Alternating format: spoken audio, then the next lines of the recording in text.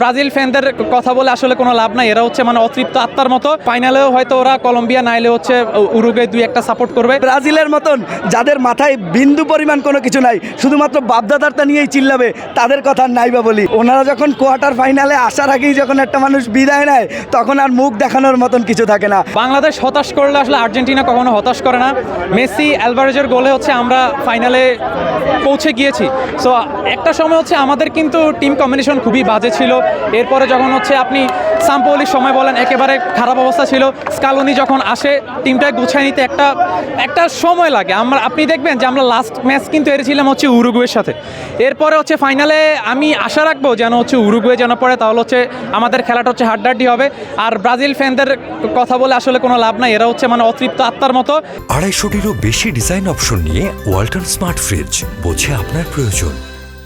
এরা হচ্ছে টুর্নামেন্ট থেকে ছিটকে পড়ে যাওয়ার পরে হচ্ছে আমাদের সাথে থাকবে।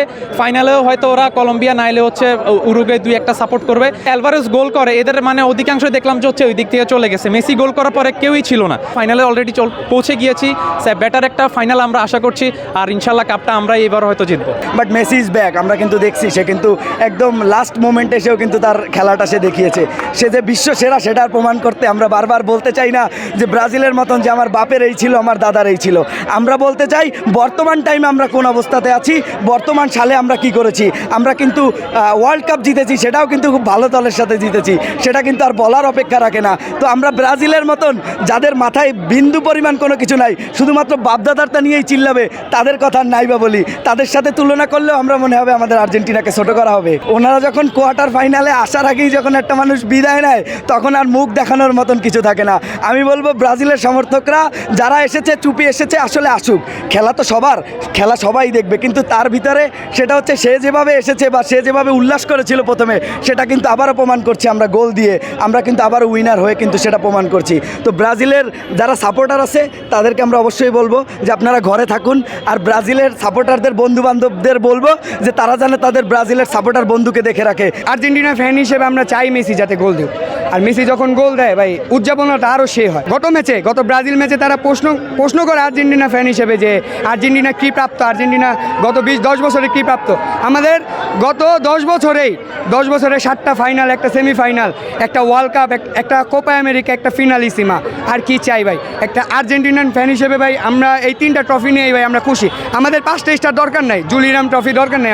আমরা যে 3টা ট্রফি পাইছি, 3টাই বিশ্বকাপ। কোপা আমেরিকার মতো বড় আসরে ফাইনাল ম্যাচ, হাড্ডাহাড্ডি তো হবে।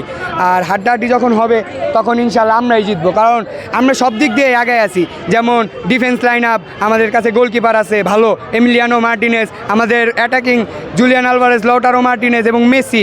খেলাকে টক্সিক হিসেবে না নেওয়াই ভালো। তো আমরা আসলে ফুটবলটাকে এনজয় করার চেষ্টা করি, যার কারণে অত ট্রল করি না। 7 আপ বলে অনেকেই বলে, কিন্তু অত ট্রল না। সবার খেলাই উপভোগ করি। মেসি, নেইমার, রোনালদো, তারা তো আর কয়েকদিনই আছে, তো সবার খেলা অনুভব করি। আজকে মেসি অন্যান্য দিনের তুলনায় আজকে অনেকগুলো অ্যাটাকও করছে, শ্যুট করছে অনেকগুলা।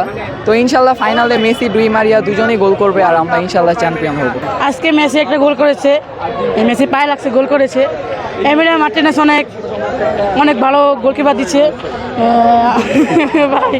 ভাই। আশা করি ভাই তারা ফাইনালে আবার উরুগুয়ে অথবা কলম্বিয়াকে আব্বু ডেকে আবার আসবে। জি অবশ্যই।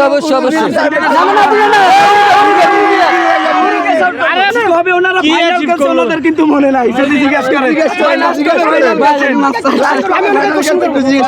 আপনার জন্ম কত সালে?